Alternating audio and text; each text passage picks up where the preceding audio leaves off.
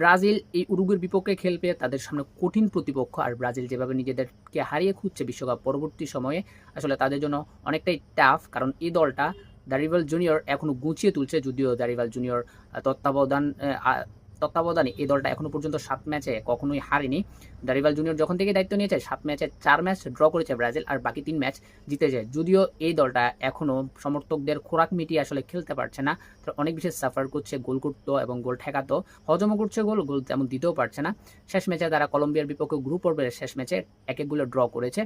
যদিও এবার তাদের সামনে কঠিন প্রতিপক্ষ উরুগুয়ে, এবং উরুগুয়ে দুর্দান্ত খেলছে, তবুও দলটা যখন ব্রাজিল, তখন আপনি আসলে অত হিসাব করতে পারেন না যে তারা হেরে যাবে। তাদের ফর্ম আপনি বিবেচনা করতে পারেন না, কারণ তারা যে কোনো সময় যে কোনো প্লেয়ার যে কোনো মুহূর্তে ব্যবধান গড়ে দিতে পারে, দুর্দান্ত খেলতে পারে। কারণ তাদের টিম আসলে দুর্দান্ত কিছু প্লেয়ার আছে, পাকেতা, রদ্রিগো, এনরিক, এইসব প্লেয়ার ছাড়াও ব্রাজিলের আসলে যে সাম্বা স্টাইল, সেটা